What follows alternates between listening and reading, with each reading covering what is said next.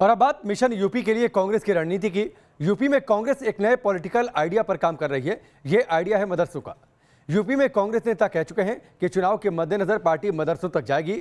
तो क्या कांग्रेस की नजर यूपी के अल्पसंख्यक वोट बैंक पर टिक गई है और मदरसों के जरिए ही कांग्रेस अब अपनी चुनावी नैया पार लगाने का ख्वाब पाले बैठी है? इस रिपोर्ट के जरिए देखिए।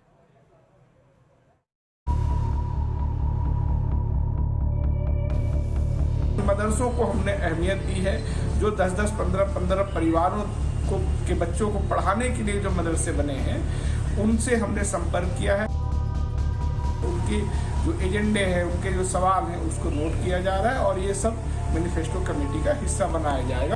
सुना आपने कांग्रेस के यूपी माइनॉरिटी सेल अध्यक्ष शहनवाज आलम को, जो 2022 के यूपी विधानसभा चुनाव के लिए कांग्रेस की रणनीति बता रहे हैं। और इस रणनीति की बुनियाद में है मदरसे। 2017 में राहुल गांधी और अखिलेश यादव यूपी के लड़के बनकर चुनाव मैदान में उतरे थे। उन्हें मुंह की खानी पड़ी थी और इस बार राहुल की कांग्रेस के टारगेट पर हैं यूपी के मदरसे। शहनवाज आलम के मुताबिक आने वाले विधानसभा चुनाव के लिए कांग्रेस मदरसों के लिए आउटरीच प्रोग्राम का आगाज करने वाली है।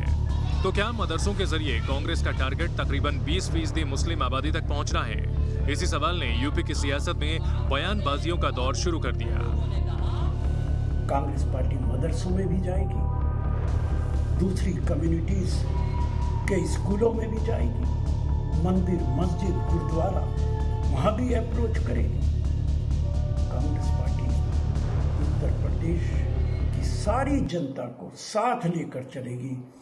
कांग्रेस पार्टी कभी भी डिस्क्रिमिनेट नहीं करती है। ऐसे ही कांग्रेस है जिसने हमेशा तुष्टीकरण और संप्रदायवाद की राजनीति की, जिसने आतंकियों को महिमा मंडित किया। आज वो कह रही है कि हम मदरसों को, प्राइवेट और सरकारी मदरसों को एक करेंगे।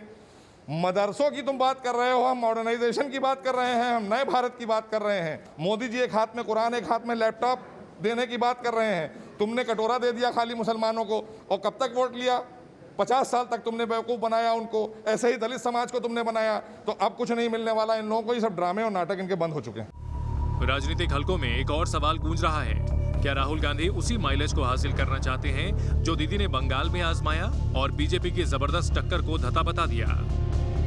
मुस्लिम समुदाय के कुछ बड़े नुमाइंदों के साथ ही साथ ममता बनर्जी को फुरफुरा शरीफ के तोहा सिद्दीकी का भी समर्थन मिला था, जिसके चलते अब्बास सिद्दीकी का डेब्यू चुनाव फुस्सो हो गया। मुस्लिम बहुल सीटों पर टीएमसी ने जोरदार प्रदर्शन किया और नतीजा क्या हुआ वो सबके सामने है। हो सकता है कि राहुल गांधी की नजर भी इसी किस्म की रणनीति पर हो, लेकिन कांग्रेस को यह भी याद रखना होगा कि बंगाल और यूपी के समीकरण में जमीन आसमान का अंतर है। वहां बीजेपी के सामने सिर्फ टीएमसी थी, जबकि यूपी में मुस्लिम वोट बैंक के अलग अलग हिस्सों में अलग अलग स्टेक होल्डर्स हैं। Team news nation.